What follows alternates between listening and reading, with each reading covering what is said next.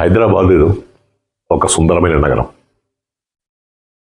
హైదరాబాద్ సుందరంగా నిర్మింపబడడానికి కారణం కుతుబ్ షాహీ రాజులే.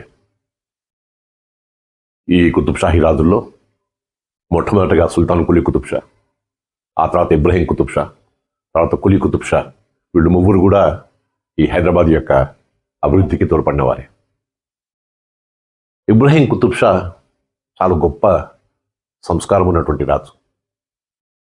మహమ్మదీయుడైన హిందువులంటే అమితంగా ప్రేమించేటువంటి వాడు.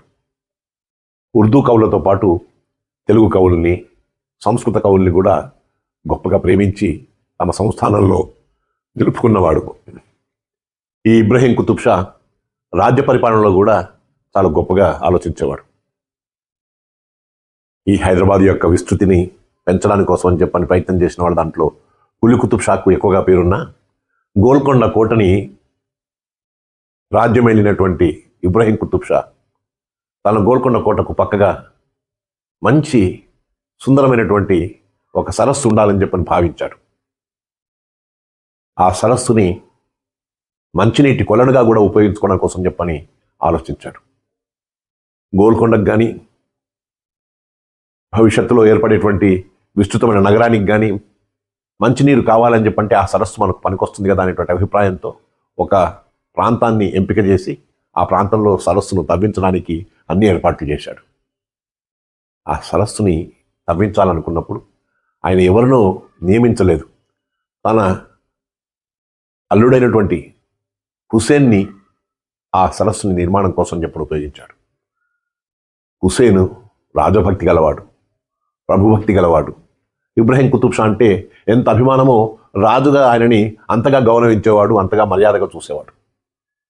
ప్రభు సేవకుడు కాబట్టి ప్రభువు యొక్క ఆజ్ఞను శిరసావహించి సరస్సుని నిర్మాణం చేయడంలో ఎంత గొప్పగా ముందుకు సాగేవాడు అని చెప్పంటే ఆ కూలీలు కానీ ఆడవాళ్ళు, మగవాళ్ళు అందరూ కూడా హుసేన్ని చాలా ప్రేమించేవాళ్ళు.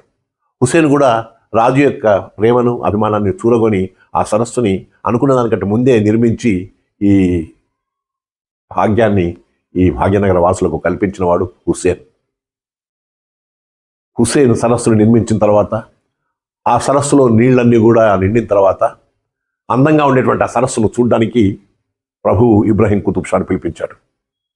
ఇబ్రహీం కుతుబ్ షా గుర్రం మీద ఒక వైపు నుంచి వస్తూ ఆ సరస్సు యొక్క అందాన్ని చూసి మురిసిపోతూ అక్కడ ఉండేటువంటి జనంతో, ఎలా ఉంది ఈ సరస్సు? చాలా బాగుంది ప్రభు. ఏమనుకుంటున్నారు మీరంతా? చాలా అందంగా ఉంది ప్రభు, ఆనందంగా ఉంది. ఎవరు కట్టించారు ఇది అనుకుంటున్నారు మరి మీరు? హుసేన్ కట్టించాడు ప్రభు అన్నారు. యువకు మంది మనసు ఇబ్రహీం కుతుబ్ షాకి. కొద్ది దూరం వెళ్ళిన తర్వాత మళ్ళీ గుర్రాన్ని ఆపి అందరిని అడిగాడు. అందరూ ఆనందంగా ఉన్నారు. పట్టరాని ఆనందంతో మాకు ఒక సరస్సు, మంచినీటి సరస్సు, ఈ అందమైనటువంటి సరస్సు ఇక్కడ ఉండడం వల్ల మేమంతా చాలా ఆహ్లాదంగా ఉన్నామనేటువంటి రీతిలో పలుకుతూ, మరి ఎవరు కట్టించాలనుకున్నారు అన్నాడు. హుసేన్ సాబ్. చాలా విచారపడ్డాడు ఇబ్రహీం కుతుబ్ షా. ఆ చెరువు యొక్క ఆనకట్టకి ఒకవైపు నుంచి మరోవైపుకు వస్తూ మళ్ళీ అడిగాడు. ఆనందంతో అందరూ కూడా ఉబ్బు తబ్బిపోయి హుసేన్ సాబ్ అని పేరే చెప్పారు. ఎప్పుడైతే అన్ని చోట్ల కూడా హుసేన్ సాబ్ పేరు చెప్పాడో ఇబ్రహీం కుతుబ్ షా రివ్వుమని కత్తిని దూసి, ఎవరా హుసేన్ సాబ్? హుసేన్ సాబ్ ఎవరు? ఎక్కడున్నాడు హుసేన్ని? పిలవండి అని చెప్పన్నాడు. హుసేన్ సాబ్ని పిలిపించారు. ఏమిటిది? ఎవరు కట్టించారు? ప్రభు మీరే. మరి నీ పేరేంటి? అందరూ నీ పేరే చెప్తున్నారు అని. నేను ఎలా బాధ్యునవుతాను ప్రభు? నేను దీన్ని కట్టించిన మాట వాస్తవమే, కానీ మీ యొక్క ఆజ్ఞతోని మీరు కట్టించమంటేనే కట్టించాను కాబట్టి మీ వల్లనే జరిగింది ప్రభు అని చెప్పని అంటాడు. అలా హుసేన్ తన యొక్క వినయాన్ని చాటుకుంటూనే, ప్రభుభక్తిని చాటుకుంటేనే, తన మామగారికి తాను వినయంగా ఉండడం ఉన్నా అది భరించలేక హుసేన్కి నీ తల తీయిస్తున్నానని చెప్పని తన బిడ్డ భర్త అయినా కానీ, తనకు అల్లుడైనా కానీ హుసేన్ని అతిదూసి సంహరించినాడు ఇబ్రహీం కుతుబ్ షా. నిజానికి జనమంతా కూడా వాపోయారు. జనమంతా విచారంతో ఖిన్నులైపోయారు. మా హుసేన్ మాకు లేడా అని చెప్పని ఆ బాధలో హుసేన్ కోసం అని చెప్పని ఒక గుడి కట్టించి ఆ గుడిలో హుసేన్ యొక్క ప్రతిమను పెట్టి హుసేన్ యొక్క రూపాన్ని దైవంగా భావించి పూజించారు. అలా హుసేన్ చేత నిర్మింపబడింది కాబట్టి ఆ సరస్సు పేరు హుసేన్ సాగర్. కట్టించింది ఇబ్రహీం కుతుబ్ షా. కానీ హుస్సేన్ కట్టించినందువల్ల అది హుస్సేన్ సాగర్ అని చెప్పిన పేరు వచ్చింది. ఇవాళ మనము హైదరాబాద్, సికింద్రాబాద్ ఈ రెండు నగరాల మధ్య ఈ జంట నగరాల్ని కలిపేటువంటి ఆ సరస్సు పేరు హుస్సేన్ సాగర్. ఇబ్రహీం కుతుబ్ షా కట్టించిన ఆ సరస్సుకి హుస్సేన్ సాగరే వచ్చింది, కానీ ఇబ్రహీం సాగర్ అని చెప్పిన పేరు రాలేదు.